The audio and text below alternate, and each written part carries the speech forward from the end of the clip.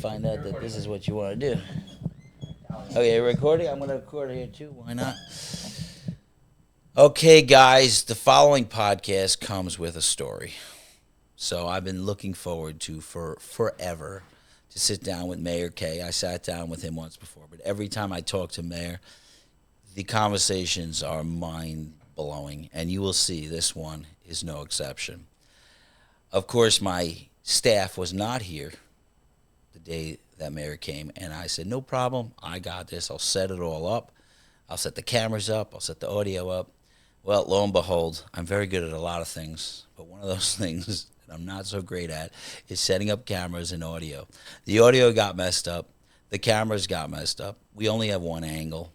And a part of me was I like to give the best production value on the podcast, and I was feeling really down about whether I should put out the pod or not. And I realized, and I got inspiration from Meir. If you listen to the podcast, he talks about you don't know what's good or not good.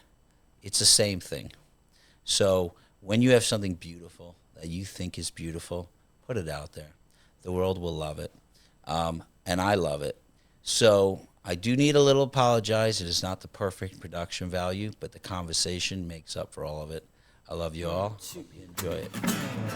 Hello and welcome to the Brainstorm podcast. And now, your host, Sonny Perlman.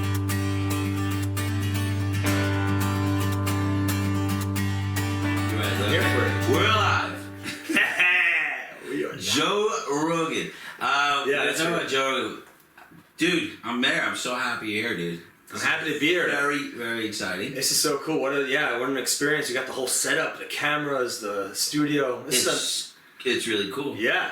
I got my books, some of them. Yeah, I'm walking into this mansion of a house, our place, one of five, and we're talking about being a nomad, but yet I'm like, and you have this nomadic vibe to you, the way I see you, we're dropping a little bit more now together, but also I see the power of a man who's so nomadic, who's also taken all that energy and focused it and laser focused it on a goal. And it's powerful, man. It's powerful.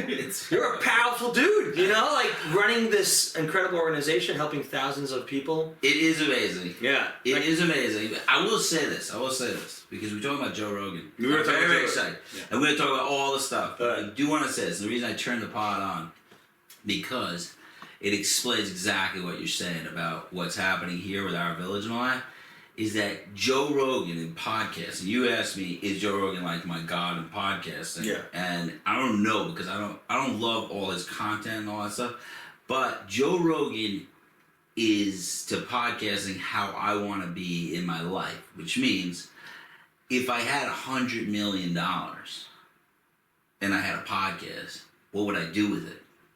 And that's and then I'm like, oh, now I know what my podcast is. It's like that question you give kids, like, you have $100 million, what would you do with it? So Joe Rogan runs his podcast like, I want to have my friends today. I want to have a scientist. Whoever he wants, he could just have. So it was interesting. I was trying to explain to people why our village, that I built it. I was at a point in my life where I didn't need that much more money. So I'm not saying I was wealthy, but I just gave up on the idea of chasing money, and I realized that I need a little bit more to live, and I decided to build this place as if I had multi-millionaires behind me. Mm-hmm. What would I do if just hundreds of millions of dollars were just flowing in, and what would I do to help people? Yeah. Without any pressure from the world. Joe Rogan has no pressure. He can do whatever he wants. Mm-hmm. So how would I help people if I had all the money in the world? And would I have therapy all day long? Would I have breathwork all day long? What would I do all day long? Yeah. And then I built this program on that. I didn't have those guys with hundreds of millions of dollars. Yeah. That was the problem. Yeah. But it didn't matter, because I think, so in that sense, I dream of being like an Elon Musk or a Joe Rogan, where you could literally just dream. What's next? Mm-hmm. What's the next dream? Yes. Anyway. And I think when you say $100 million, what I hear is freedom. And that's what I hear. And what's Joe Rogan too? I think he was already bringing on his friends and messing around and bringing on whoever he wanted before he got that $200 million Spotify deal, right? Like he was already living in that space, and maybe he had some more financial freedom. But I think what drew the world to him in a massive way is that he didn't give an F. Yes. And he was living from this space of abundance. And like, who gives a crap, right? I'm a comedian. I was on Fear Factor, which was a joke of a host gig, but I still did it because that's what it was. Like, he just lived his life to the next and to the next and the next thing. And he was doing the podcasting before it was cool. So I love that energy too, and that's where I think to leave myself like, what do I do with my life? Even more so now, even though I don't have the constraints of, I don't have a wife, I don't have kids, I'm not drawn, you don't get it, Mayor, because I'm already like have all these commitments. BS, man. You could always at any moment in your life decide, I want to start doing this thing and become that thing. Right. It's a beautiful thing of being a co-creator in this life, having God in us, being in the image of God. A co-creator in this life? Yeah. I love that. 100%. Doubting yourself. Why doesn't that, I'm just saying, you have some good merch. Yeah. That should be a t-shirt. Yeah. Okay, I don't know. Yeah. I'm just spewing, man. I'm just co-creator in this life? Yeah. Okay. I believe it because one of my favorite quotes is doubting yourself is doubting your creator. Wow. Doubting yourself is doubting your creator. Yeah, like who are you? Like, let's tap into that energy for a second. Like, you're not just some Joe Schmo, just you are, in my belief is you're a piece of God, man. And you have so much power and responsibility. And as Marianne Williams says, we're more afraid of our light than our darkness. It's easy to stay in the pain and be in it, and we could feel it so much more easy. We have more access to it. Right. That's how this world is created, and a lot of us, at least for myself, are just like we're sensitive beings. So we just pick onto that low frequency. The high frequency, we gotta work for it. And once we're there, it's like, oh my God, can I handle this? Yeah, you can, because you're God. Jesus. Not Jesus. Cut that. Yeah, he was a man. Don't get me started on Jesus. Dude, yeah. I think you're my spirit animal. That's where I'm at, yeah. But do you know what you just made me think of? I have this very weird thing that I think about all the time. Because we talk about all different stuff. My thing I do best in this entire world, out of all the stuff I get like celebrated for, the thing I do best is be married. Like I love my wife, like, ridiculously. It's almost annoying to everybody else, right? Beautiful. So, what I was thinking while you say this is that the one thing I kind of everybody listens to my podcast, whatever, they know I love my wife. But I feel like I just be shouting from the top of like, love your wife, that's it, that's the answer, right? Uh-huh. But no one wants to hear that crap. So what I was thinking when you say this is because sometimes you tap into like your like positive energy, and I know it's not your only energy, like you're tapping into it. And do you get the experience where people are like, oh dude, bring it down a bit, like I like people are afraid of that level of high. Mm-hmm. Yeah. Is that you experience that? I experienced it a lot more in the past. I think my positive energy, like in my first iteration of Meir Kay, so to speak, when High Five in New York's doing the subway dances, like people loved it and they love it still. And there was always those questions that would come in like, yo, but what's up, man? Like, and there's like this thing of like toxic positivity that's thrown around social media. And I think I played in that space unconsciously for a while. Then I got conscious about it, and then I went on my own healing journey in a more conscious way. And then I was able to come full circle and be in it, but the frequency is a little different. What I mean by that is that I'm more attuned to the people in the room and what I'm putting out there. And I don't have the belief that you have to be positive all the time. You don't have to be happy all the time. It's a experience. It's a feeling. And there's many feelings, and to be a human being is to feel better, not to feel better, but feel our feelings better. I believe, and so yes, I think when I came from that place of like, hey, everything's great and okay, and like it's not just like push it down, or like that maybe subconsciously the message I was putting out, people would refrain from it, and that was more of an energy that was coming my way. Now, from this space where I feel very embodied in all who I am. It's brought in a lot more, and it's received, whether they say it or not. It seeps in because there's a safety to it. I'm not preaching anything. At least that's what I feel. It's just being, and when we're being, it allows the other person's nervous system to just be too. You know, when you ever like hug your Yeah. wife deeply and like you feel those heartbeats like start to like just that's my business. connect. No. In theory. Yeah, it could be your wife, it could be anybody, right? An intimate moment, right? I'm kidding. Yeah, it's like when we have like this incredible when we're just being, we send out a frequency that allows everything else just to like exhale and breathe a bit. Yeah. And then whatever comes in that distance, in that moment, we deal with. Did you ever read the book The Go-Giver? Yeah. Have you? Yeah. Great book. Oh, I listened to it. It was That's awesome. fun. Yeah. I'm a big. Do you have a hilarious story with the audiobooks? Because I'm a reader. I'm a big reader, and like when audiobooks, like I always like look down on it until I listen to my first audiobook, and I'm like, wait a minute, this is like childhood. Like some professional reader is telling me a story, and I'm being held while I drive down the road, and someone's telling me what my favorite thing to do, and I'm like hooked. Yeah. Completely hooked. So I feel like I retain information longer though when I read a book. When you read it, rather than listening to it. I don't know if that's true. Personally, but yeah. I will tell you the other thing about audiobooks. You know how to say the words afterwards. Yeah. It's like, how am I gonna know how to say Voldemort? Like, how do you say it correctly? I don't know. I'm listening now. I'm listening to a few books right now. I'm listening to Rick Rubin. I know on about his creativity. His book on what's it called Being, and anyway, it's all about creativity and the creative process. And he's such a spiritual man. And he brings it in. Fantastic book. And I say some authors are like meant to read their books, and some authors I think better like outsource it to somebody else. Does he read it? He reads it. He has a voice. He's got a voice. He's got the voice. I almost never like when the author reads it. Oh yeah, no, he's a great. It's rare when an author's good at reading. Yeah, no, he's a good one. Highly recommend it. Rick Rubin. Wow. It's called Being. Someone listening right now is like freaking out, like this, screaming the title to it about it. I should, it's something. We'll put a link. Yeah.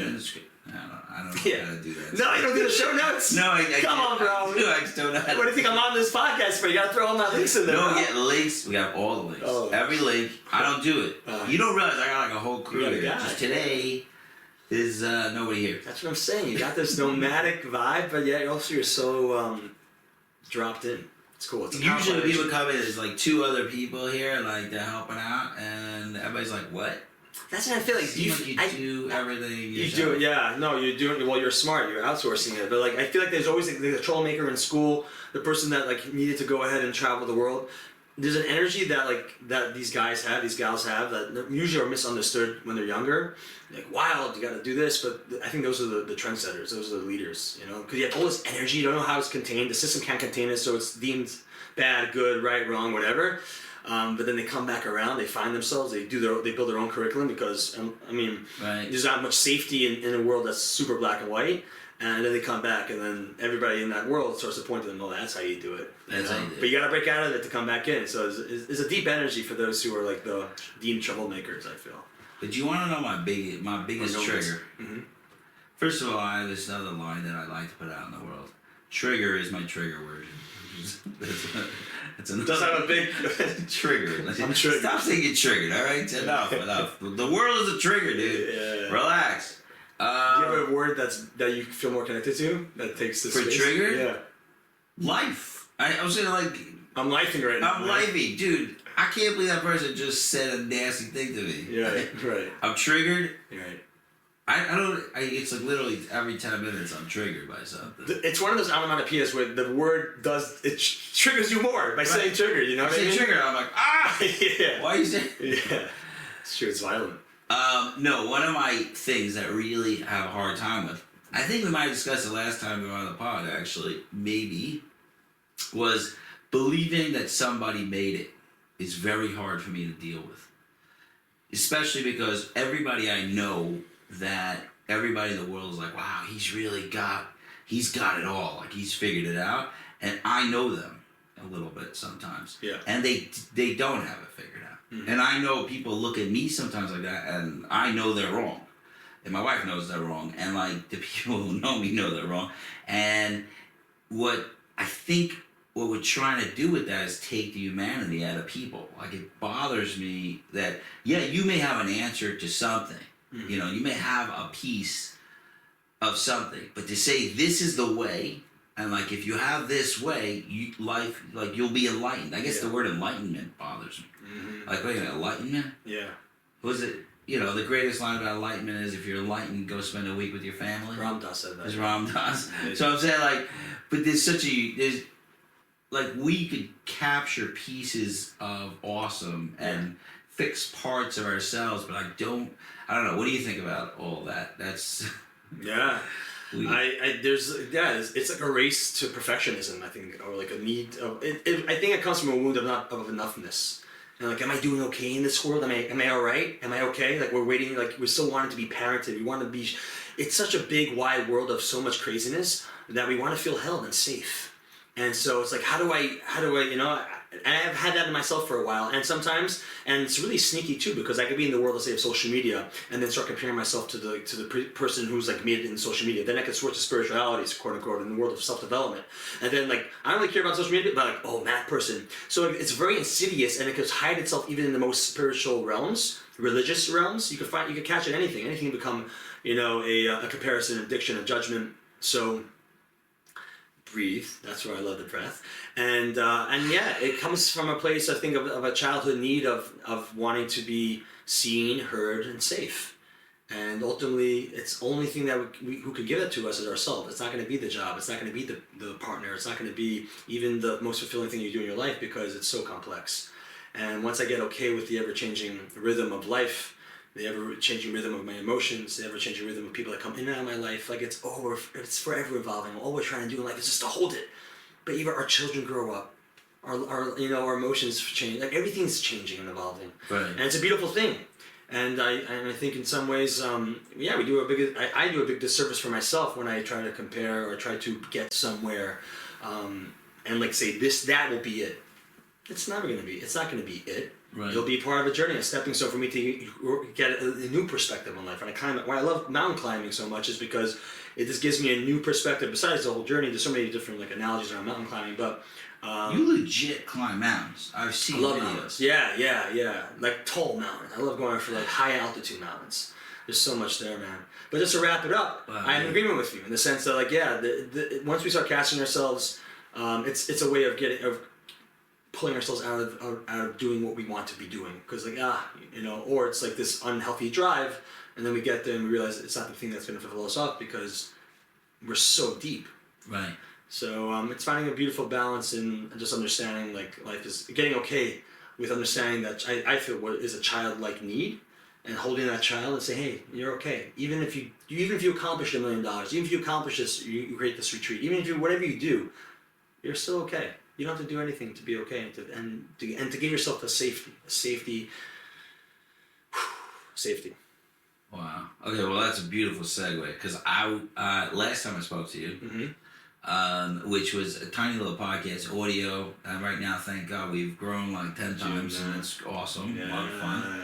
And I was just running around. I even came to you. I don't know if you remember. Yeah, right. You set it up. You've come a long way, man. Yeah, we're getting somewhere. Just running around. I've always been completely, from a distance, admiring your work. Even stuff that you've talked about, that was a little bit fake, your TED talk. I believe it was a TED mic talk. Drop. The mic drop talk. Mm-hmm. I wasn't knocking you that you didn't do a TED talk. I thought it was a TED talk. No, I'll take it. No, I just. When you do a TED talk, dude? No. Life goals, 2024.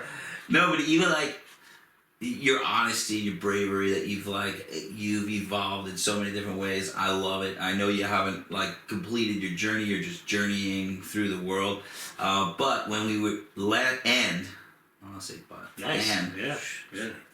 And the last time we were talking, you were just getting excited about breathwork. Mm-hmm. And I also was fascinated by it, but never had anything to do with it. But really fascinated. You said this guy was coming to town, and you it was just the beginning. Right. It's a couple years ago. Wow. Yeah. Almost 2 years ago now. Yeah, I think it was about 2 years ago. Mm-hmm. And then you got into it. So, can you tell me about it? We started. I tell you what I'm really fascinated about this. I'm very deeply in the healing space and people doing the work and all that stuff. So I may know 1,000 people that do deep breath work, that do ayahuasca, that do all the wild stuff.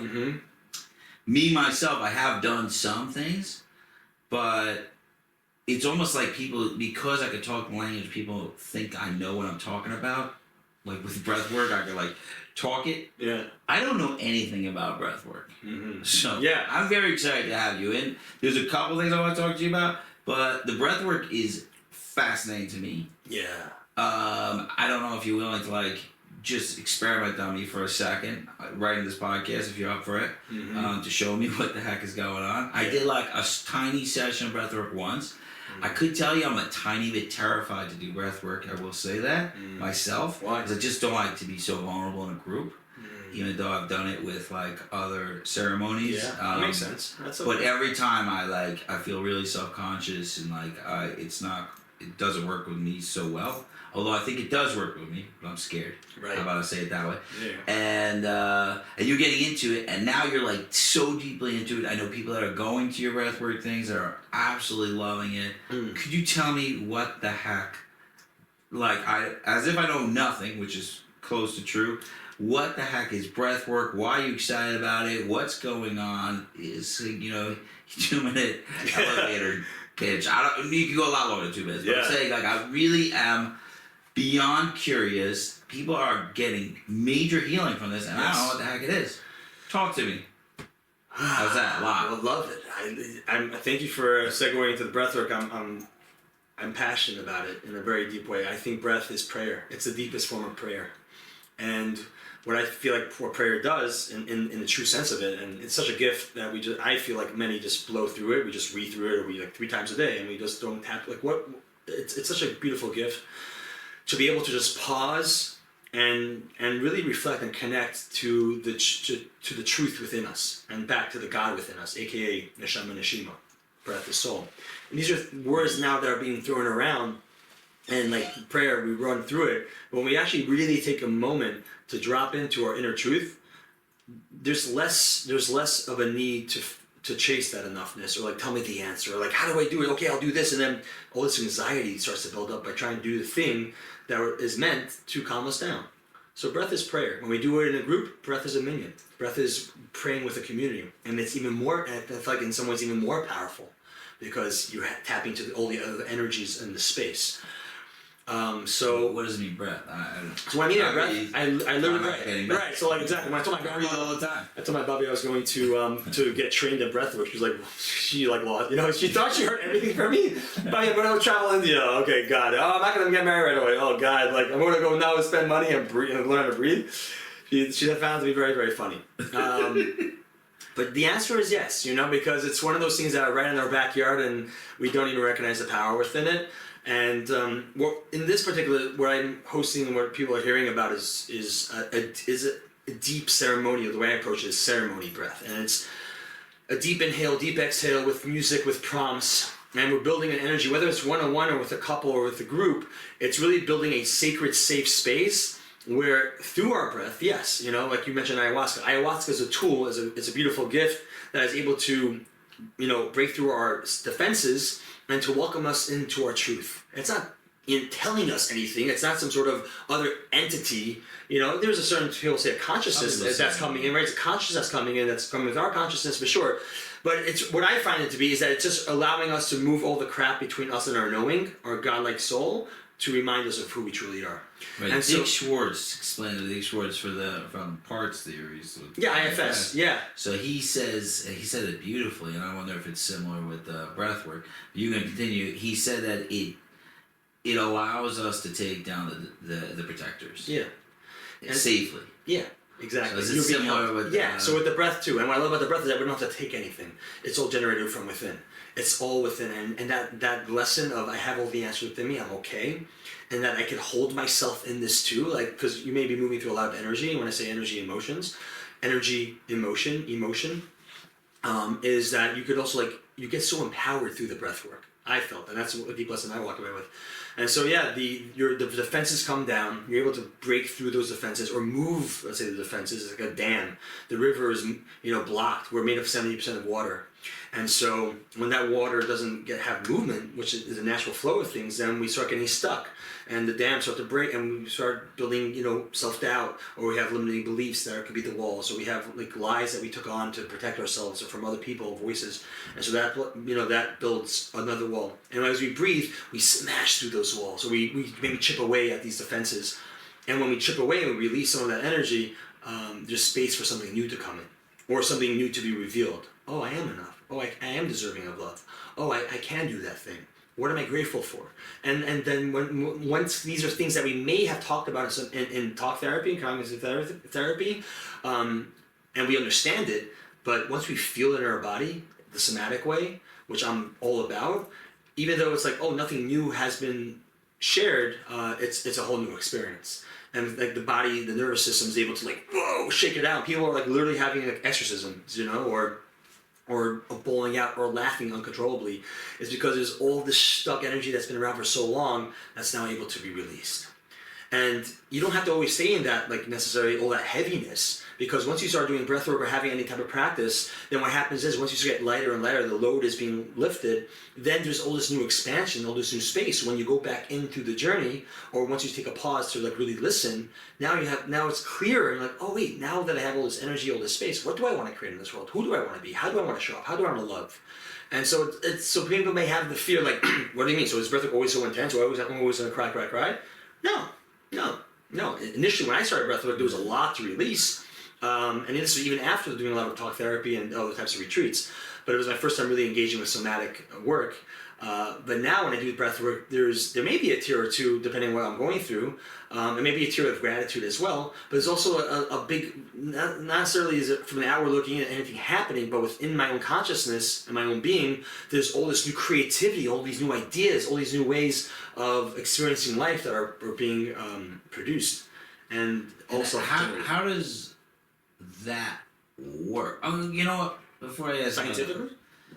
Yeah, I want to know scientifically, but I also like you just saying breath work, so I'm like, what the heck is that? Technically, we're breathing into the stomach, up into the heart, we release, or we're breathing just fully into the heart space, and then we're releasing it. That's technically what we're doing. We're literally just breathing in deeply, and anybody can do this at home at any time. Just take some time. Just breathe in. Just literally breathing in, breathing out, allowing whatever to come through. Right? But you said you're terrified of it, right? You mentioned this because a lot of people have the fear, and they'll make excuses, and they're like, oh, they'll be cynical. Just breath work. What's 15 minutes going to do? Oh, yeah, there's a billion things not to do. I'm terrified of the vulnerability with other people. So do it on your own. Yeah, in your safety of your bedroom. Yeah. And I'm also very ashamed that I'm terrified of that. That probably have to come out too. Like, why am I so terrified of that? Big deal. Why can't I be a slobbering mess on the floor? Yeah, but there's a voice in that judging it. There's shame. Yeah, exactly. It's wild. Actually, this past year, I did a ceremony, not breath work, but a little over a year ago, and it told me that not only am I lovable, but like I'm like a helium balloon. Like people just gonna want to hang on to love me. Like it's so awesome to love me. Yeah. So I followed through with that. This is the bad part. And I've been saying that like throughout the year, like I actually interesting. One of them is like if someone says something hurtful to me, I literally listen and I say, "Ouch," and they don't know what the heck to do with that. Like they don't know I just say, "Ouch." I don't even like address it. I'm like, ouch, like audibly, and like it's really freaked some people out. And the truth is, the experiment has been a very, very rough go. Like the last year, I've been expressing myself more and talking about some of my own vulnerabilities, and it hasn't been received the way ayahuasca told me. So I don't know if that's a question, but it's really been rough. Like I want to stick it back in. Like your defenses weren't all wrong. Like shove it back in. Put it down there, die a little early, you'll be fine. Right, exactly. Have a heart attack. Yeah. God forbid. No.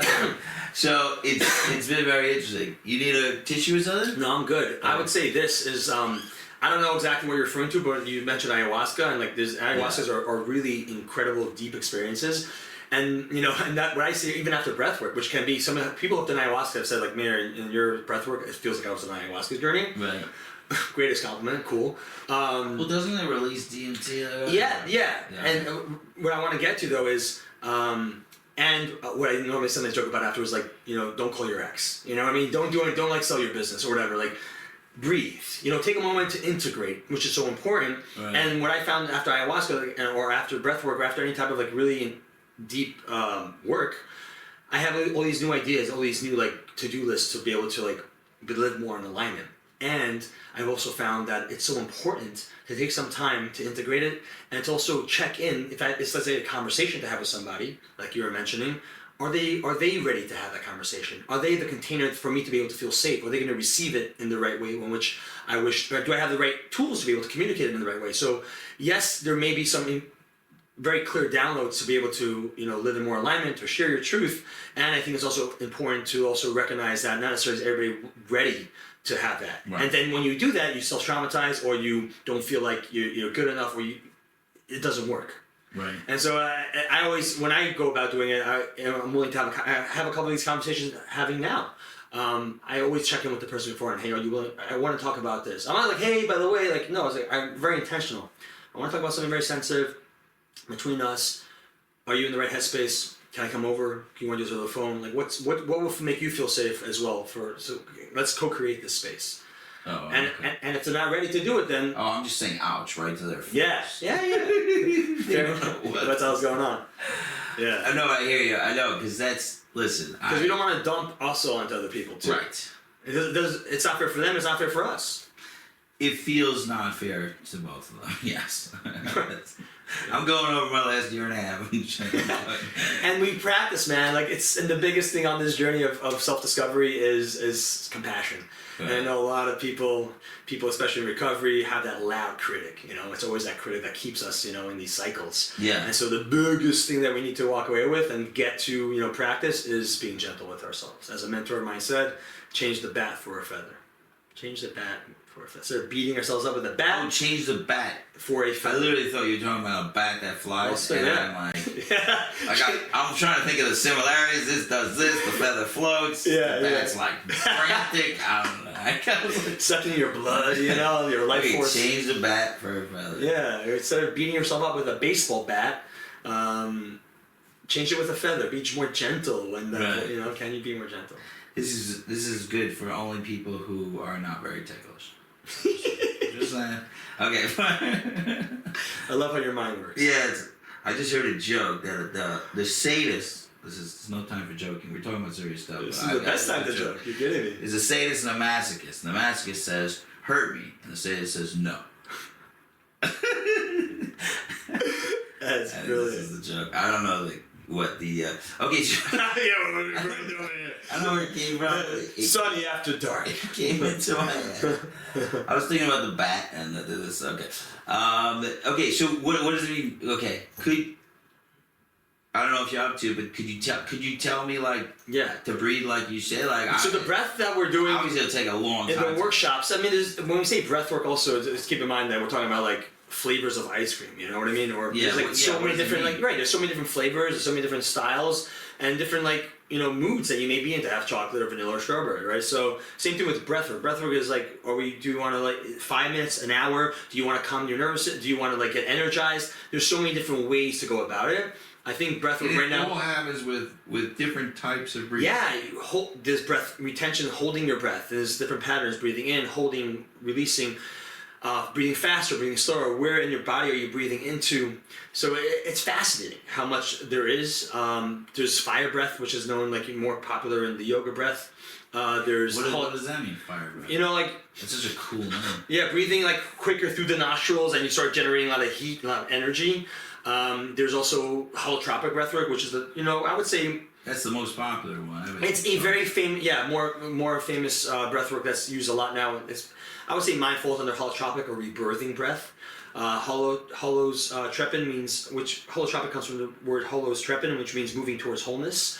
And that was made popular in the late 60s by Stanislav Grof. He was a psychotherapist who also sat in thousands of LSD journeys. He was one of those guys who was all about it. He was in therapy and all about it. And then when it became illegal, he wanted to figure out how to be able to get to that same state of consciousness or subconsciousness without the drug.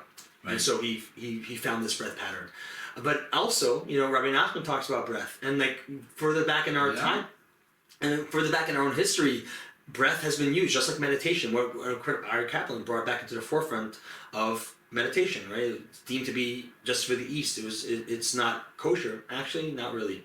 You know, it's very deep in our history, and so too with the breath. And I'm actually right now on a project. I remember reading Ari Cat once. It might be one of the, someone borrowed it, but I had I'm very into meditation, and he was talking about the word Shema. I don't know if you ever, like, you breathe in, and then Ma was with closed lips. I don't know. He was like out the nose, in the mouth. I don't know. I don't remember exactly, but he was talking about the breathing. I do remember that, and these are all old Kabbalistic ideas and stuff like that. Yeah. I believe Rabbi Ginsburg is the name out of Eretz Yisrael. Israel has the Chedva breath, and the Chedva breath is a Ches, breathing in for 8, Dalid, 4, holding for 4, Vav, breathing out for 6, and Hey, holding for 5, and doing that breath pattern. And initially you could be stuck in your head trying to remember it, but then eventually, and there's a whole Torah around that. He breaks it down. It's all on YouTube. You want to check it out. Like, it's fascinating. So there's many different breaths that are in our own tradition. And so it's funny to me, which I fully understand when there's a little resistance, less so now, it's still there, when people say, oh, it's Avodah Zarah.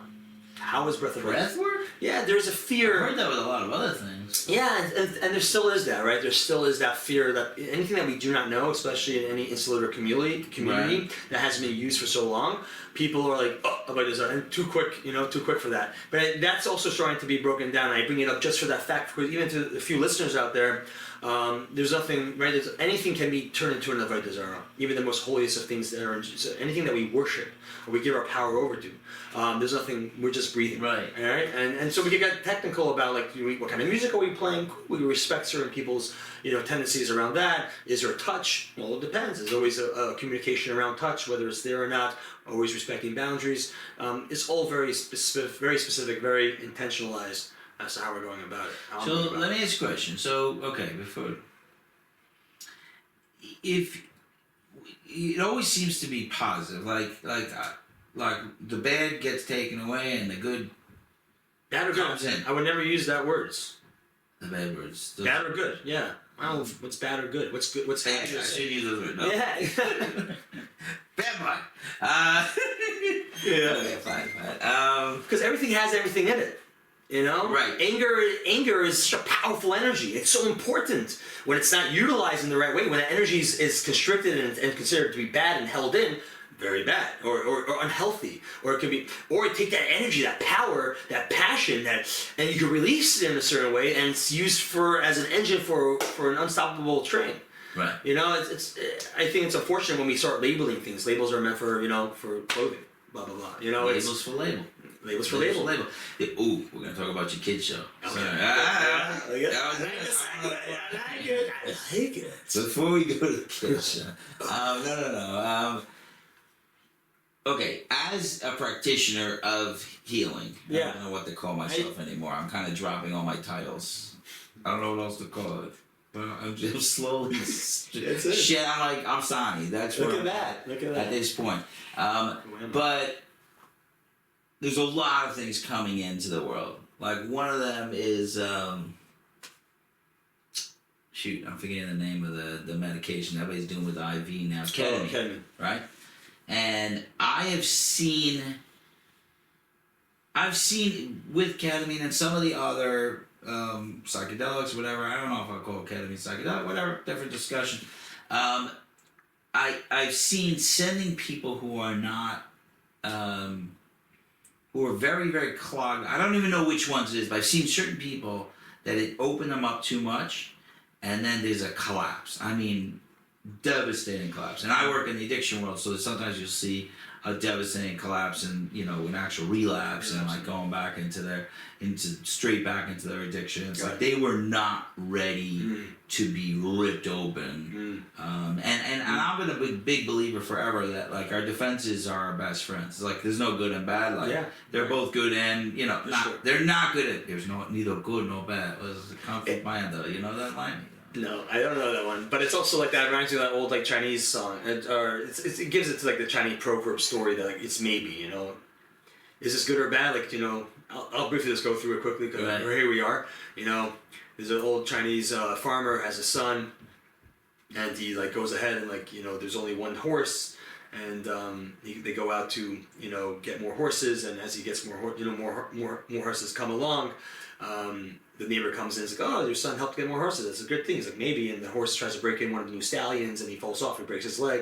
And he's like, oh, this is bad. The neighbor's saying, oh, he's bad. He broke his leg. It's bad. And the father, old Chinese farmer, says, no, maybe. And then the next day, he gets, the recruiters for the army come, and they say the son has, broken his leg. So they say, he can't come. He broke his leg. So the neighbor goes, oh, this is good. And he's like, maybe. So like life is always happening. We always want to be, oh, this is good. No, this is bad. Maybe. And just stay open to the new experience. Anyways. I that is how I experience my own life as well as other people around me. That it doesn't seem to be good or bad. Certain things feel really rotten at the time. Yeah. But almost, I will say that every time something great has happened in my life, it was preceded by something absolutely horrific. Yeah. Meaning like that was usually the switch that turned it good. That's usually how it works. That's either we're coming out of something, we're about right. Or we're going into something. I always say also we don't change when things are going good. When things are going good, we're good. Bad when something hard happens, we're forced to make a move that we wouldn't otherwise make. Yeah, we just wouldn't do it. Yeah, because good is good. Yes, and what I want to say about that is like I don't necessarily have to hit bottom again to necessarily get the new feelings. I think like to make radical change anymore. Right. I think there's a space in life where in the good times, it's a time to live the thing that live in the alignment. And that takes work too, to keeping oneself onto the higher standards that it can be. Right. It takes a lot of work to be loving, to be honest, to be compassionate, to be non-judgmental. It's not perfect. Like that takes the conscious awareness every single day for me. Right. And that's not always easy to do that, especially when someone comes ahead. So I am in full belief, and now I am in full belief that I don't have to hit a bottom and to be challenged again in life to then have to change. I think every single day when things are good, to be okay with that good. And to be yes and deserving and willing and to receive the blessings and to hold it with compassion and to hold it with responsibility. And I also understand that life will happen. I have loved ones in my life that are going to die one day, and that's going to be freaking hard. I don't know, and so there's enough things out there that I know life is going to throw at me, and so I don't need to wait. And the beautiful, I would say, privilege I have now by putting myself, that life has put me into the fire, and now what I am able to do is consciously put myself in fires. What I mean by that is put myself in containers, put myself in spaces like the cold plunge, for example, or into retreats. I now call it into my life so I can keep myself sharpened. So I can keep myself, if things are going it's important for me to be able to call it in now from a place of choice and not having to wait for life to challenge me. And so I'm able to stay sharp, to stay on it, to sharpen my tools, create new tools, because I know, the life will come at me. And so let me be ready for that in any best way, shape, or form I can. That's what Ahdama is all about, dude. Wait, no. So I'm getting off the breathwork right off the bat because you did mention the retreats, and I'm seeing all this stuff about the retreats, but I don't know. I know Ellie Nash, and I'm a huge fan of his. I've had a couple of conversations with him. I love Ellie Nash. And I think the guy is full of wisdom, and he's just an awesome dude. I look forward to one day having him on my podcast. Yeah, but you should be on his too. I have no control over that. But you're in Florida. Right, I can force him to be on mine. Not if you can force him. He's bigger than me. He's good. I didn't realize how big he was. Did I just say that? Yeah, he doesn't give off this huge presence on his podcast. And I saw him. I'm like, wow, you're really big. Yeah, anyway, it's funny. He has a very humble presence. Yeah. And then I saw him. I was like, oh, that was I don't know if that makes any difference. But anyway, you're doing stuff with him. Mm-hmm. Yeah, together we've co-created Ahdama. Ahdama. You have to tell me about the heck this cold plunge crap is. Well, it goes back. It goes back to the. That's jumping into the fire. Dude. That's what I'm saying. Oh, that's what I'm saying. I use that as an example because that is a tool. I do a hot tub every morning. Yeah. I go the opposite way. Yeah, relax, and it's important to relax too. These are all good things. When you do that cold and hot though exposure and cycles, you go to the binder vibe. then that's what's, you're shocking your body, you're relaxing your body. That's like waking it up, getting the blood flowing. It's important, and that's what I'm saying. Okay, so what's Ahdama? Ahdama is a training grounds. Ahdama is a training grounds for a man who's in different ways. Usually there's the man who's coming because life is way too painful. It's uncomfortable. He's been maybe on the track of making money, trying to survive on autopilot, being a dad and a husband for so long. And he could be a single man too, but there's like, what the F am I doing with my life? And you're in extreme pain and something needs to change. And so they come to get woken up and to understand, to get remembered, to remember who they truly are. To remember. Who they truly are. You know? It's remembrance. We call it actually the Ahdama remembrance. We're going to call it the Ahdama retreat. Really? Yeah. Because don't retreat, remember. Dude, you're such a hippie. I love it. It's facts though, you know what I'm saying? But it's real. No need to retreat. No need to like fix anything. Like as God made us whole and complete. Whole and complete. You look at a baby, you gotta fix anything? Absolutely not. We've taken a lot of beliefs, we've taken a lot of different mechanisms to survive, and it's done a great, fantastic job. And it's time to let go of some of them, to think them and release them, or it's time to sharpen certain tools. And so we tap into healthy masculinity. There's also part of the remembrance is to tap into some healthy femininity that we have within us. We have both energies. It's a men's right now. Ahdama is a men's retreat. Yeah. Right. It's a men's retreat, it's a men's remembrance, and it's where men get together, and one of the deepest medicines that we have, we don't use plant medicine on the remembrance, one of the deep is men's relationships with one another. So there's a deep medicine in the brotherhood. A brotherhood is the medicine, to be witnessed by another man, to be initiated by another man, to have a true bar mitzvah, to really let go of the boy and to step into manhood, responsibility, and not to be afraid of it, to call it in. And afterwards, the biggest compliments that we get are usually from partners, from wives. Thank you for setting back up my husband, my man. I don't recognize him. He's stepping into his power. He's reclaimed his space in the household as the king, as a warrior, as the lover, having all the balance. Because men, a lot of men are disconnected from their hearts.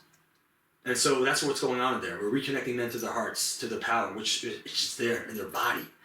We've been building businesses. We're figuring life out. We have all the million different things. We're living up here. We've decapitated ourselves from our body. And so when we breathe, when we jump into the cold, when we do the other medicines that we so to speak, medicine, or maybe medicine, I mean different modalities that we use, is all ways for the man to get back into his body and to be witnessed in that. And not to do it alone, by himself, holding it in, like you said, being afraid to do it in a group. No, do it in the group. And the world has many a time over said that you're not safe as a man in this world. Your anger is not safe. Right. You're just not safe to cry because then you're broken, you're weak, or you're angry, you're dangerous. No. In Ahdama, the container, the space is so strong that a man can feel it all. He can go through all of the range, from his deepest rage and anger to his most softest little child, and we can hold it all. We as the brotherhood, those men together, we can hold it all. And when there's that freedom to know I'm safe, and that could come out, whatever needs to come out, incredible miracles happen. And it comes from a place of man of deep. A man could come from a deep place of pain or disconnection or indifference. I'm just shut off. Or the man comes from like, actually life's going really, really well. Like I was talking to you before, and things are great. My relationship with my wife is great, and things are great. And I want to know what else I could get. I want to sharpen my tools, and that kind of man comes too. And there's a lot to be gained in that. That's amazing. You gotta tell you. First of all, I don't know if you're selling it. You just love it because love it. I'm passionate. You just love it. I want to go. Mm-hmm. Now I want to go. Yeah. Because I'm doing manly things, but I don't always feel like a man. You know what I'm saying? Like I feel like I almost feel a lot of the things that I'm doing is I'm being forced to be a man, which is in its essence not manly in my eyes. Mm-hmm. Meaning a man goes and he pushes himself. He exudes. He gives. If I'm being forced to give, it's like almost like my giving is not manly. Mm-hmm. It's like I am living the life that I am proud of. Mm-hmm. I can almost say sometimes I'm living retroactively. I am really proud of, in 10 years from now, I'll be super proud of everything I've done, but am I proud of it right this moment? Like, I'm excited about this moment? Mm-hmm. I'm not. I don't know why I'm using this as a therapy session, but I'm just... We're having an honest conversation. You don't have to name it, again, anything. It's two men opening up and having a conversation. There you go. No, I'm saying Awesome. I'm relating so much because... And I believe there's a certain balance to feeling always good in the action and the responsibility that we've committed to. We don't always have to feel good about it, but it's also like having integrity around it. Say what you do and do what you say. Right. You know, and so like not always are we in the business of feeling good. We're in the process and in the business of feeling better, feeling our feelings better, being authentic, being real, being able to communicate more clearly. And yes, whether it's showing up and maybe sometimes stepping back. But yes, the masculine is and the feminine has Hasidus 101 or spiritual talking 101. Feminine is the receiver, the masculine is the giver, right? Is the provider.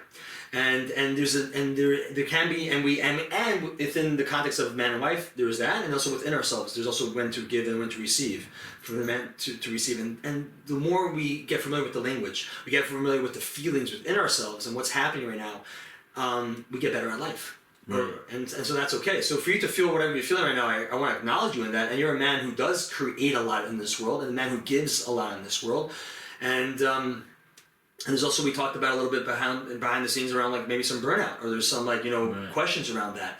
And there's nothing wrong and nothing shameful around that either. I changed the name of burnout. Helper fatigue. Helper fatigue. There is empathy fatigue, which I stole from, but I decided I don't want to think. Burnout seems so negative. I mean, if you're helping people, you get tired. Yeah. And that's fine. I don't want to quote burnout anymore. Okay. That's it. I'm out of burnout. I like it. Words are important. It is. There's literally nothing negative about burnout. We all blame ourselves. Oh, are you doing enough supervision? Are you doing self-care? I don't care how much self-care, this and that. It is painful to hold everybody. It's exhausting. So can I offer you something? Yeah. In this moment? And I got this from a mentor of mine, Beerhart. It's I use the word holding too. Like I'm holding a lot of space, whether it's in the remembrances or in the breathworks, and I said I hold a lot. And it's as well as I'm good with self care and releasing the energy. It takes a taxing toll. We're seeing a lot, feeling a lot, and so he's like, you don't have to hold anything, just witness. Just witness. It's not our job to hold anything. We're there to witness that other person go through the processes. No one said we have to hold it.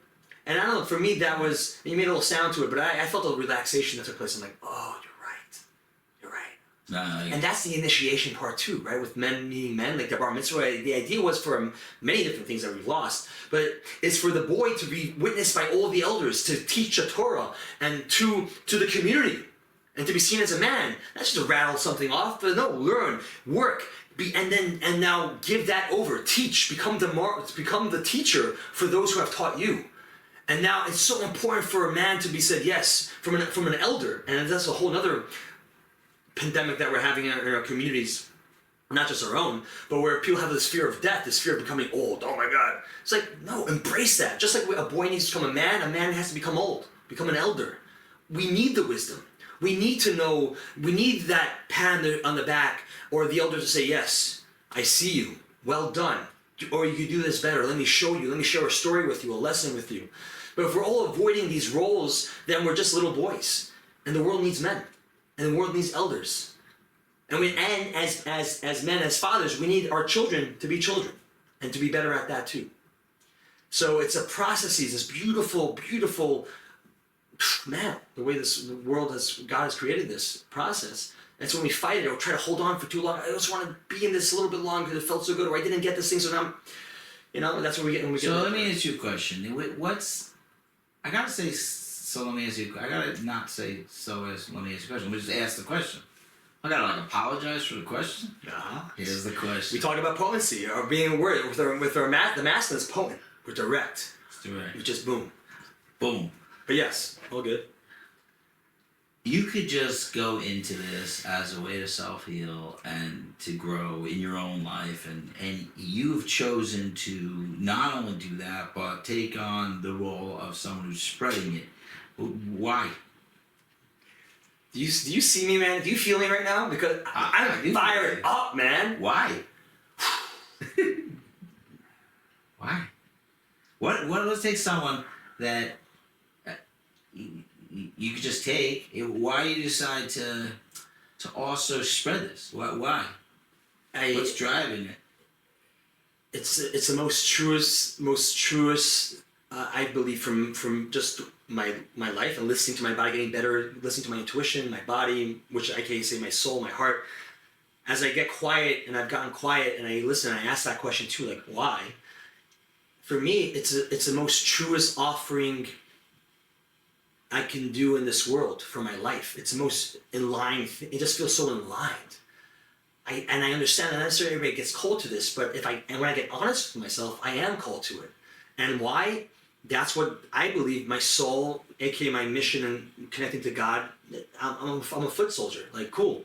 Like, I have a very specific story. I went through very specific hardships and specific, challenges in my life. And with that, it's allowed me to, go through hard things, learn new skills, and the whole. I'm an interesting guy, from the kid shows to this deep healing work and everything in between.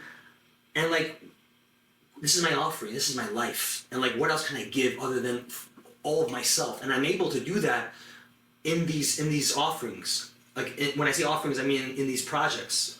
From the Ahdama, remember, sister, the breathwork to the kids. Like, I just feel like it's all of me. And like, what else can I do other than just like, here it is, from the deepest parts of myself.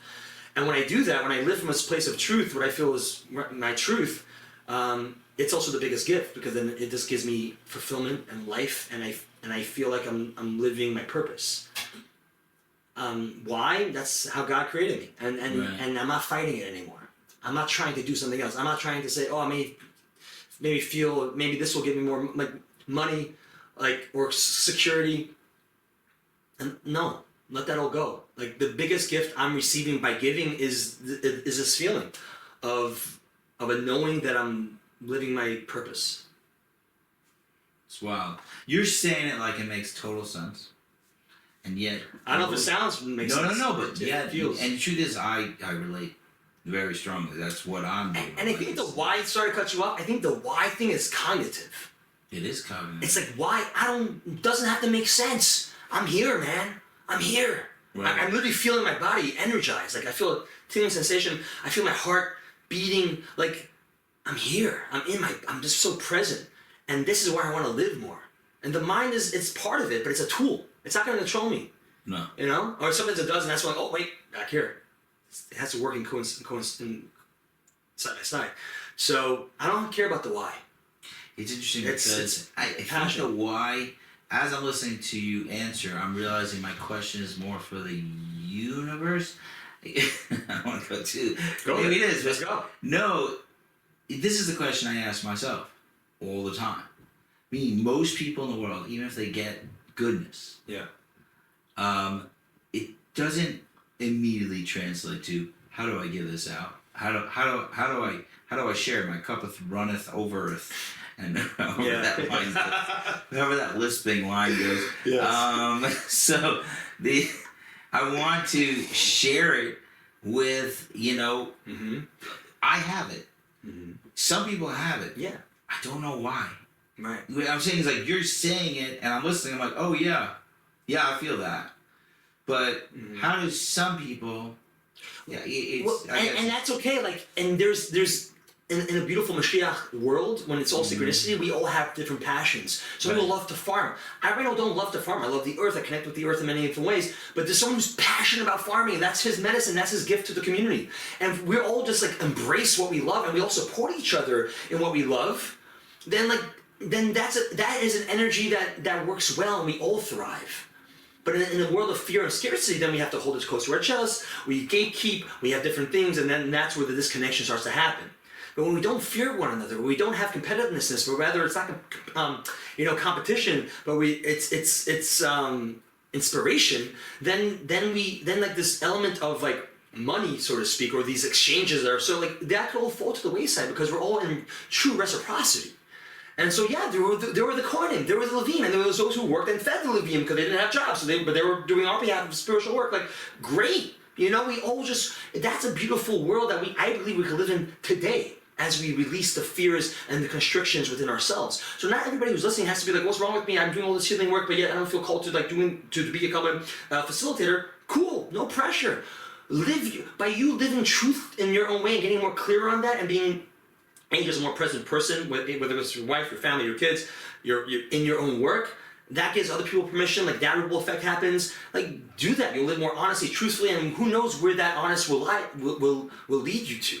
You know, maybe it'll lead you to become a farmer, maybe you'll still be a lawyer. Like who knows? We need it all. We need it all. The mission is not to become all hippy dippy, facilitators. Right. Everybody has their job.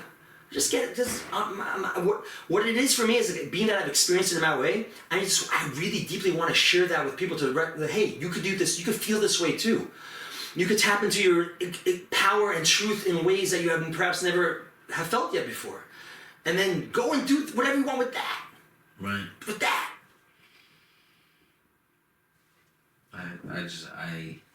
Half the time you say something, I have to breathe and think about it. It's like, I'm understanding your breath work now. It's sometimes, right, you saying it was like cognitive, like that question. Sometimes I can't figure out why people are passionate of different things than I am. It doesn't make sense. Why isn't everybody excited about what I'm excited about? Because it's so personal. So I guess it's just, everybody's different. I do have this thing that I think that everybody is a giver and they have to give in some way. I'm just fascinated by the people who give wholesale, kind of. And there's a ton of them. It's just, I'm always fascinated by them. And you have this very beautiful, healthy way of seeing it as, like you're not holding them. I love that. You're witnessing it. But I have this issue in the world that, like, there's a couple of givers that everybody's going to. Like, you talk about the elders, I want to cry. Because I almost feel like if the older generation understood that their job is to be the therapists of all of us, everybody should have an elder that they sit and talk with and discuss, and they could be witnessed by them, and they could get advice and get the wisdom. And I'm not fully knocking the therapy world, but why the heck do we have a therapy world? Like, it's, 90% of the work is just the connection between the therapist and the client, and we can have that by the, and I always say in our place, my best volunteers are over 70. They always are. They're just there. They're not judging you. They're just there. They little puchkala, I love you. Like, they don't see the drug addict in this. They don't even see it because it's not part of their existence. They've seen everything. They've seen everything, and I'm excited about it. Anyway, when I hear about the elders, and I think that that's how we're supposed to be receiving, but it's, I don't know. I get sad that I don't have the elders in my life. I get very sad about that, and I get sad that other people don't have the elders. I actually, in parts work, there's two parts of me. I have like all these images of the different parts of me, and I have two identical twins. This is jumping off, but there's two identical twins that sit on like this V-shaped park bench next to each other, and they both look like wise old men. They're identical. They both have a cane, and they talk to each other all day. And one's wisdom, and one's a cynic. And they're just having conversations with each other all day. It's just ancient. They both look exactly the same. And I when I go into parts where I see them like very clearly, they're analyzing every part of what's going on and giving me wisdom, giving me cynicism, giving me, and I don't know which one's coming from which sometimes. But anyway, the elders thing is very special, and I also love. Okay, tell me about this child thing. I'm coming to Ahdama one of these days. Amen. We'll have to have you. I have to figure out how to get out there. But what's with this child thing? Before we pivot to the child, I'll just say, like, I received you. I really felt you in that, and like I felt that, like, that desire, that sadness, like of the the empty role of an elder. I'm excited for the generation. Give yourself another 20 years, and you'll be the elder that you never had. Right? I want to be. And also, I'm sure in some ways people are already looking at you in that sort of way, and that's okay. We're in such an incredible time, our generation and the next generation, as well, that we have another mission in this world, to become and to do all this heavy lifting, this emotional lifting that has been, compounding on for generations. So, and this is our time. It's an incredible time. What a gratitude that I have for all the elders or the generations before, my grandparents, great-grandparents, all the people that came before have gone through different hardships in very, very, very intense physical ways. And now we're in this more like elusive emotional world that may be looked at or laughed at or scoffed at from a generation that doesn't understand that. Pick up your bootstraps and get to work, just do the thing. It's like, no, things are a lot more sensitive right now. Things are a lot more obscure right now. And the Gauls right now is a different type of thing. You know, in some ways, like you mentioned, it's a lot easier when you get the knock on the door from the KGB or from the German to like die for it. Right. You know, and now it's like live for it. You know, it's hard to live for it, to truly be alive in this. You know, connecting the mind, body, soul in a way that where that knock is not necessarily coming from the outside; it's coming from the inside. It's a different thing. Right, it's amazing. My wife said, I think she was quoting the Lubavitcher Rebbe when she told me this. She said that that messianic times we've always been inspired from the negative, and in messianic times people will be inspired by the positive. They'll be moving from the positive. You mentioned it before, kind of like you do not have to hit rock bottom to make changes. And when she told me this, my cynic went to party, and I'm like, I only see people inspired by the negative. Right. But what you're saying is you're seeing differently, which maybe we've arrived. I don't know.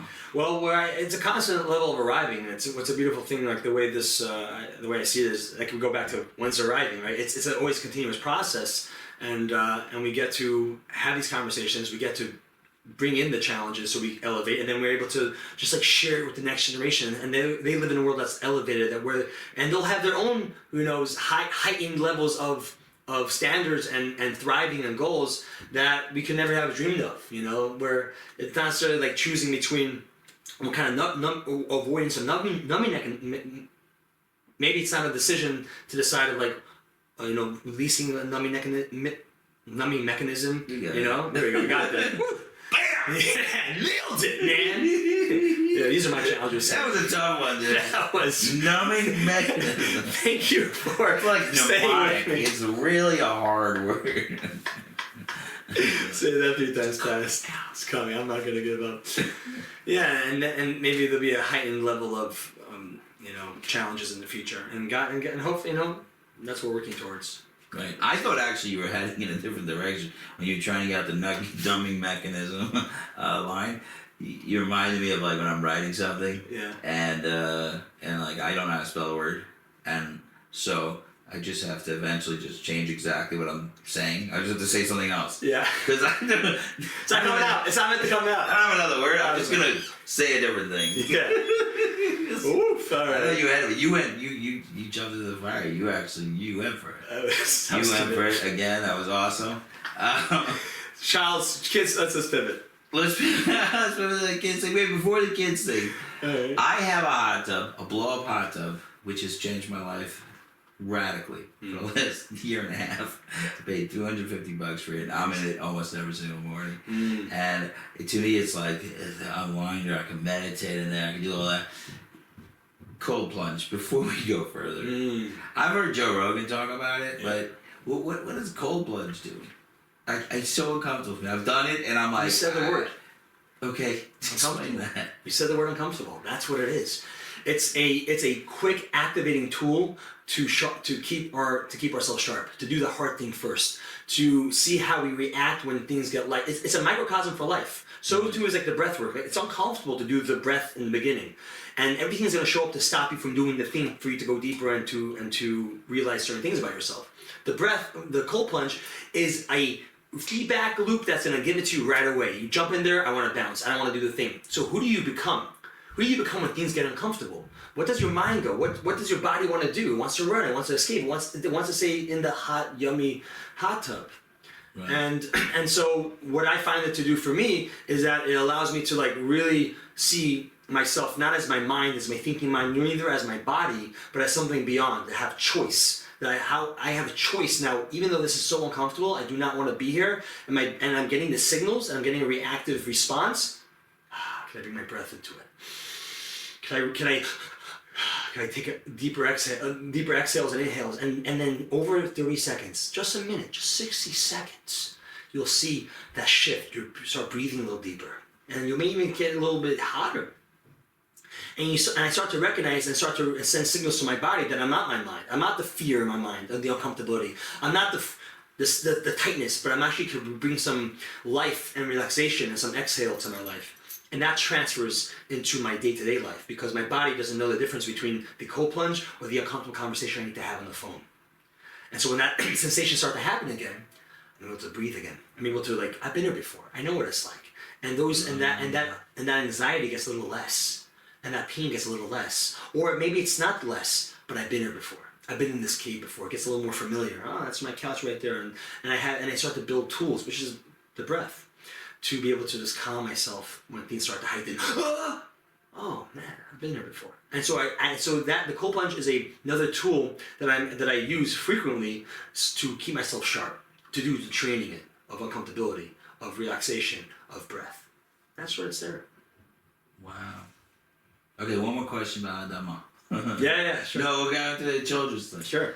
Dude, I feel like I could talk to you for 10 hours, but you have a schedule, so I'm trying to get everything in. Yeah, no. I got no schedule. Yeah, we got some My day time. is open. I love it. There was a plan eventually, I'm not supposed to share it so much, but that to open a rehab center eventually connected to all this. Because the community has grown like ridiculous. I love that. This community here is wild. So, opening the 5th house tomorrow. Wow. So just throwing that out there. Why? The women's houses, hopefully. Have you gotten to an answer why? Why? So cognitive. I don't even pay attention to that. I'm just nice. feeling. Yeah, there we go. Cognitive garbage. No. The truth is, why is it's a very present question in my head, but actually, probably a little struggle is my parent organization called Our Place. They're like, why are you growing so fast? Like, take a chill. We only have a certain amount of money, you know what I'm saying? Like, and I'm like, I'm not in control of this. Yeah. I can't stop the community from growing. Like, I can't stop it. Like, I can't have a community without women. It doesn't, like, unless it's a gay community, and it's not a gay community, it's a heterosexual people. So I need women in this community. Beautiful. So it's like, I don't have a choice. It's a little bit like the world is like, I have like made myself a vessel, and the world is just, I don't have a choice. Anyway, and thank God, there's a lot of beautiful things, people coming along. But I'm really fascinated if, I'm thinking that the Ahdama, I gotta find out more about what you guys are doing on the Ahdama. I feel like it's gotta be like, would you integrate this into a rehab setting? Just, 100%. Sounds like it is a rehab. Yeah, there's semantics. These are words. But what's happening is people are getting rehabilitated, right? Remembering this whole aura. It's getting a state, and then people who are in recovery or have addiction tendencies, as a tool to mitigate pain and focus in this world, come as well, right? Like they're there and they're getting a lot through those experiences. The similar tools are happening in that space. Psychodrama, group therapy. There's all these like different tools, and we name it Ahdama, but it's a safe space with men who've gone through the fire, who continue to keep going through the fire, choosing to go through the fire. Ellie, incredible. He speaks for himself. Like an amazing man who's saved my life. Omar Pinto, a coach that I've worked with in the past, incredible man who has gone through the fire in his own ways, and I've gone through my own stuff. Like, we're not here from a pedestal teaching anybody anything. We're sharing experiences, we're sharing tools that worked for us. We come together and we create this container, and we're calling in men, not forcefully, like, hey, this is what's going on. Energetically, you feel connected to any of our stories, you have any questions, like, cool, come. Like, this is as deep as you want to go, as wide as you want to go. We can go there. We will go there with you. Not gonna we're gonna go climb this mountain with you. We can't necessarily carry you on our back per se. That you got to do the walking. We carry some of that weight. We can witness you along the journey. We'll be there along with you. We go in, and I think that's what necessarily we need. Like this whole wolf, like lone wolf thing is garbage. It's dead. It's the wolf pack, right? It's the wolf pack. We're in this together. You have no idea how much that talks to me. Like I've tried. One of the reasons I stopped my private practice and built this is because the frustration I have with one-on-one therapy and like trying so hard to heal someone from a one tiny little piece of a much bigger puzzle, which is this community piece. And the fact that you're talking about Wolfpack, I love it. I love it. Yeah. Not the hunting part per se. Although, I mean, what says what we're hunting? that's true. You know? I'm hunting my wife. That's I get it. You're on the prowl. Yeah. You're on the prowl. Yeah. If you stop hunting your wife, then she gets bored. Dude, That's 100%. You gotta hunt. 100%. You gotta go after her. You gotta, constantly. I like it. Yeah. And I gotta hear it. People get weird around this whole, like, They get weird about it. People get weird. People get weird when it's being women, when being partnership, intimacy, sexuality. I mean, we could go in all directions, but, like, it's time to break down those barriers. Because behind sexuality is creativity, behind creativity is creation. Like, this is, like, it's a powerful energy. Once we deem it with shame and guilt and we avoid it, we're tapping out of a deep part of ourselves. The crazy thing is, it's probably the deepest part of ourselves. We just don't talk about it. Yeah. Especially growing up as Orthodox Jew, like, these are not topics we talk about. Like, half the things you said, I like cringe. My stomach is like, my Rebbe's gonna punch me. Yeah, I know, man. I'm getting a punch. Yeah. We said sexuality, alive. Sex. I sit with that for a little bit, Yeah, and if shame or the cringiness comes up, like, what's up with that? Whose voice and why? Yeah. Yeah, and like anything else, sex is such a powerful energy, just like money, just like any gift that we have and access to, and it can be used and utilized for negativity, or it could be distorted, or it could be used for the most beautiful things. Right. Money, sex. Usually those are the two most incredible things that people get weird about, I think the only reason we have money is because of sex. I'm just gonna say that. Mm-hmm. I don't think we need... Because I think all men would just kill themselves. You know what I'm saying? Like, what do you need it for? No, I'm saying, what really motivates us to have money? We want to be I don't know, what do they call it? Like a type A person, like a powerful man, so that we can get a beautiful woman to love us. But it's a certain vibe. But that's coming from, I think, from a certain, like, of frequency that is cool. Yeah. But eventually, as the awakened man and the awakened woman start, what we're talking about is, again, freedom and safety. A woman wants to be safe, so we equivalent money, lots of money with safety, wants to be taken care of. But if a man, I believe, is in his power in a healthy space, and a woman too, and she starts and they recognize each other in that way. We don't. What is enough money, right? So it's once that I have enough confidence, enough safety within myself. And I'm not being pulled by the distractions or scarcity mindset, and I trust the alignment or the true employer of all things, God. Then I could do the thing which brings me passion, brings me fulfillment, which then the blessing will come through. The kli is not the job that I have. The kli is me. Right. I am the vessel. And so if I expand myself, open myself up, trust, and do the thing that aligns within me, people will feel that aliveness and they want to be with that. And then there's a reciprocity that takes place. And we can get creative with how that exchange happens. Maybe it's through money. Maybe it's through some exchange. Maybe it's through whatever. But we start to get, and then a woman who gets drawn into a healthy man is like, oh, this man knows himself. He walks with purpose. I will feel safe with him. I know that my needs will be met. And if not, I know I can talk to him about it and he won't be afraid to have that conversation. Because he knows himself. He can hold that container, right? The woman needs to be able to feel. The feminine needs to know that she could go as crazy as she needs. And sometimes the woman has been in the masculine for so long because her dad wasn't around or whatever, and she's been working and she needs to, be the breadwinner. So she's in her masculine, and men get scared off that. They're like intimidated, but they like it, but and then they get too close, they get scared and it's like, breathe, right? Breathe for a second. You love certain cool. Yeah, maybe if you stick around for a little bit, you show her that you could be the man, you could be the masculine, she could let down her defenses for a little bit, you know what I mean? And she could soften a little bit. That's what a woman really wants. And nothing to say that a woman can't have her job and have her career, like, amazing. And there's also space where, what I've come to recognize is, like, there's a space where she wants to have that in her life, but she also wants to be held and be inner feminine with her partner. Right. And so we talk a lot to that. And just opening people up in that way and recognizing the dualities that we all have and also being then throw shame in all that in this energy work and in this partnership work. There's a lot to nitpick and pick out these little thorns for a little while and it's uncomfortable, but I think it's so important that we're even just touching on this. It's a whole Megillah, right? Just so we could okay, cool. Know that it's there. We can name it. We can see it. It's not all bad. It's not all good. It's just what is. It's an energy. It's important to have these conversations between partnerships, between ourselves, and just remove some shame around sex. Remove shame around the opposite sex. Yeah. Remove shame around being intimate with another man. Whoa. Intimate, that's what's going on these members is intimacy. Right. Into me I see. We're looking into one another, into ourselves. And there's so much work that we can do with the feminine, and it's so important, so much growth that happens when we're in partnership. And there's incredible things that can only happen when the opposite sexes are just with their own sex. When men are just with men, when women are just with women.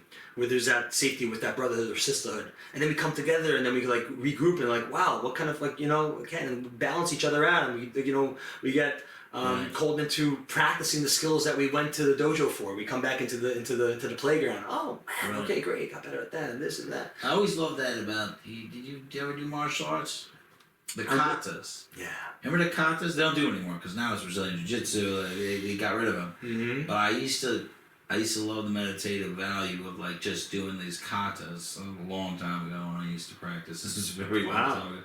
But it was these exaggerated motions where you'll always be used to doing them. I mean, the martial arts I was learning are useless on the street, but they were.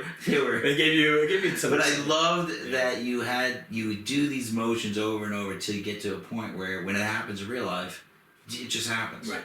Yeah. I have the same thing with my meditation. The focus of most of my meditations are just about allowing the world to happen and me being the observer and being all right with everything and not holding anything for too long, whether good or bad. I mean, let's not use those words, but just let it be, experience it as it's happening. Don't try to push, don't try to pull, don't do it. And then in life, I could be sitting with someone and realizing like, I'm just allowing it to happen. I don't need to manipulate this, figure this out, hold on to this, I'm angry about this, I'm happy about this.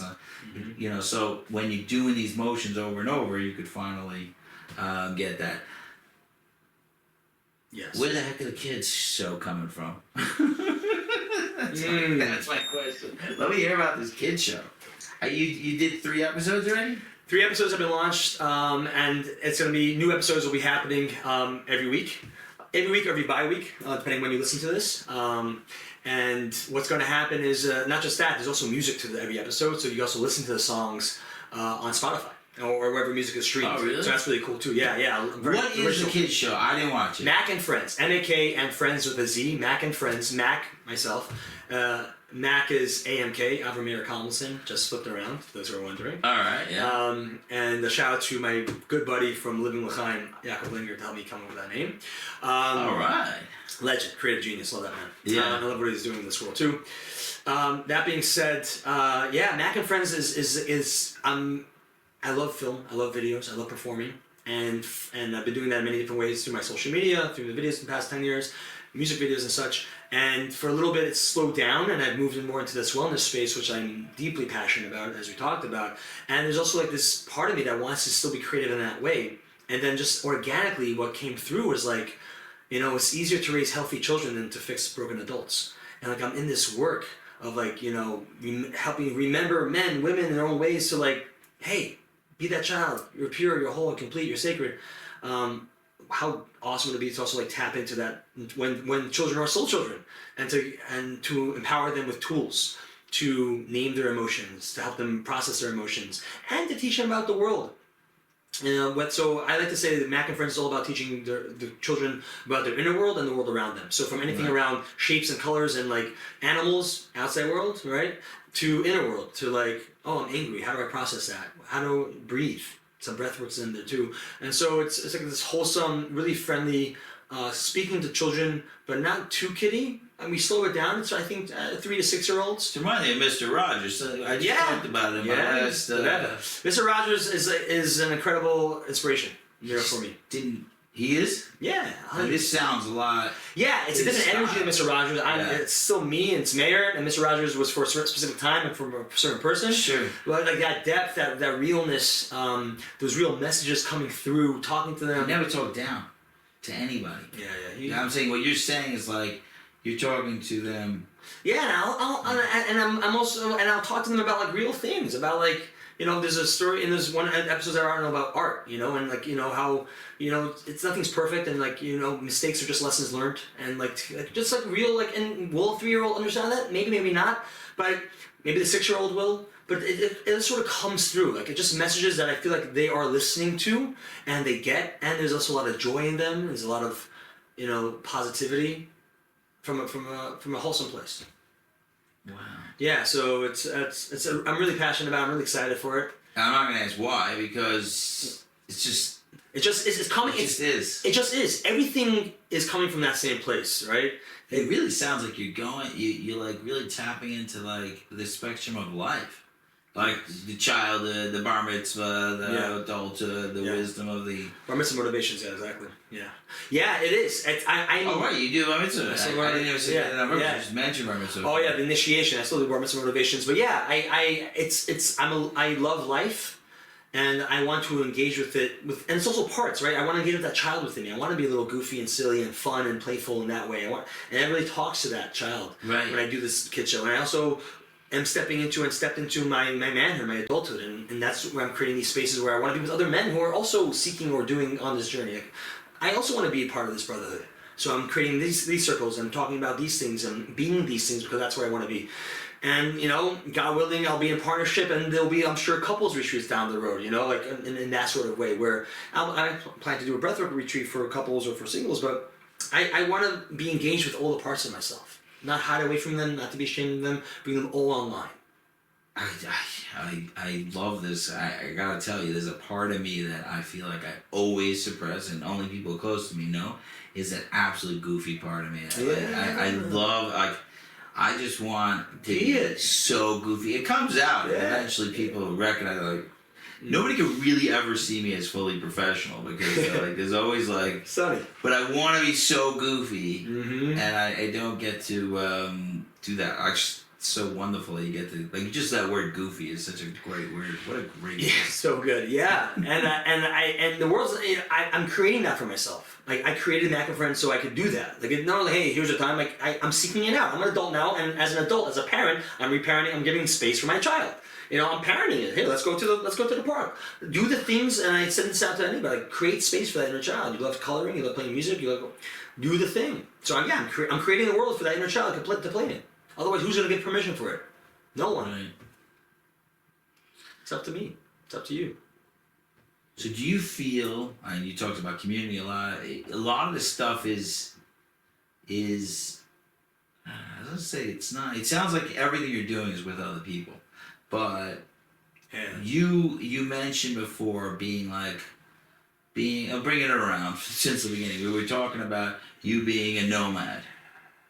Mm-hmm. And at the same exact time, talking about how that one-on-one thing is just BS. It's like we need to be together. So how does that nomad work with? Yes, and I want to throw the one-on-one thing out as total BS. There's deep work that can happen alone. Does it affect you to be running around alone on some of this? Meaning, you are the pack wolf and you are the lone wolf. You're doing. Man needs to go in Adam 1 and Adam 2. You know that essay? It's a Soloveitchik essay. It's really wild. Wow. But you're tapping into both sides. Yeah. How is that affecting you? A lot of stuff you're doing, you're dude, you're like the arrow on the head of the spear. You're just heading out there into the wilderness by yourself. Yes. And then some of it you're doing with packs. Yes. And you're not seeing that as a contradiction. You're just seeing it as two. Absolutely not. Actually, what's interesting is talking about wolves and all that. The analogy of a wolf is sometimes the wolf does go out, gets a kill and brings it back to the pack, or learns a medicine. In Native American cultures, it goes out, it learns something, a skill, and it brings it back to the pack. It teaches the pack. It's so important. When we just stay insular, we never grow and learn and stretch. So that's why it's so important for those who challenge the system. These creative types. To go out and to stretch a little bit, and maybe it's a little too much, but at least we create the vessel and it gets a little bit bigger. So we go out, we learn some new modalities, we learn some new truths, we learn some new wisdom, and bring it back to the pack, and that's how we grow and cultivate. It's like an open and closed relationship. It talks about this in Sex and Love Addiction, right? When it's a closed system. Right, then there's a lot of fear. Oh, if you go out to the retreat, what's going to happen? Or then the relationship doesn't bring anything newness. If you're too afraid of your partner to learn a new hobby, to go out and do something new, then it gets stale, it gets old. An open relationship, not saying that's a polyamory. What I'm saying is when you're open, you're safe and it's contained. Then there's within a space of boundaries, whatever you create with your partner. then there's a new life force that's being always brought into the space. I say this because yes, I'm full about. I love community, and I'm doing a lot of work with community, and I also spend a lot of time alone in the desert. Just spent 3 days out there, and I love going in nature. Nature's a deep, beautiful teacher for me. So there's a lot that I learn when I'm alone and within my own energy. And at the same time, then I come back out and I learn from other people, and I go in and put myself into other people's containers as well. I'm forever the student to learn from them, to see what's going on around that, and I create my own containers. So there's always a balance in everything. I think being the hermit, I was never taught that way. I was always taught we have to be grounded in this world, to be in this world. And also to be, for me, I can't, people think I'm an extrovert and I have those tendencies to, but I can't only be in community all the time or be around people. I need that time alone to recuperate, to process, to tap into Meir. What's going on? How do I feel? Cool, great. Go back in there, great. And that could be in a microcosm where I drop out for 3 days or for a week or so, or it could be in a party where I go to the bathroom, go outside, and just take a couple of, like, how am I feeling right now? Do I want to go to sleep or I need some food? A lot of energy in the space, right? So it's everything. It's everything. It's everything everywhere all at once. Did you watch that movie? Love it. It's a wacky movie. Love it. I also love it. Highly recommend it. Highly recommend it. Although some scenes were so mind-boggling. Yeah. My wife was like, "Why is there so much fighting?" We watched on the airplane. She's like, why does he need all this fighting? Like, why can't we do this? I'm like, you need it. You need it all. No, I thought everything about it was brilliant. It was genius. It was brilliant. Everything made go. Dude, every time I ask you a question, I feel like I'm asking myself the question, which is wild. I am just another you. Some version. Every time I'm sitting with you, I feel like I'm deeply, deeply connected. I try to tell people, like, introvert, extrovert. We have them all. We have all the parts. Mm-hmm. And if you're not, valuing all the parts, you're missing out on a very awesome, gorgeous piece of art. Share. Anyway, okay, so I asked everybody at the end. I think I asked you last time. What's your rooftop message to the world? If it's not on the spot too much, but if you could stand on top of a rooftop. You are loved. You are loved. Okay. Let the love in. Yeah, you are loved. You are loved. You are loved. To let that come in, like. Yeah, I think for me, you are deserving or you are loved. That's alive within me these days. I feel like there's a lot of work that I'm doing is coming back to this truth or this lie that we're telling ourselves that we're not loved, or there's this shame blocking it. Like, if I believe, if we truly know that you are loved, and you can give that self-love back to you or from God, whatever it is, but to really feel that viscerally into your body, once you feel that, then a lot of the wounds and the ways that we try to take care of those wounds, pains on our own could dissipate. But like, truly, like, that's my message. It's crazy. I say that message all the time, and I still need to hear it all the time. I feel like I need to. This is Zazie over here. I'm just saying. Love Zazie. And Zazie always loves me, no matter what. I don't know if it's on the camera. But she makes me feel that. Yeah. Dude, I'm so happy you get. You had such a busy schedule today, and you came over, and that was awesome. Last time I came to you, so I'm really happy. Yeah, thanks for having me in your space. My cool studio. Thank you for creating this space to have a great conversation. I'm really looking forward to joining some of your things. I really am going to do it. I'm gonna give that gift to myself somehow. And I avoid this stuff very much, but listening to you talking about it, I almost want to cry. I've lost time of not. I deserve this stuff too. So it will. I will hopefully. I look forward to the maybe the couples retreat. That'd be super fun. Amen.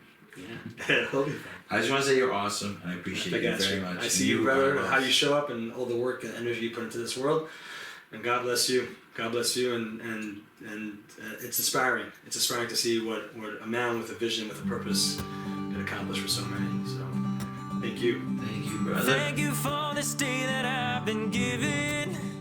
Thank you. Thank you. Thank you for this chance. Thank you for this chance to live anew.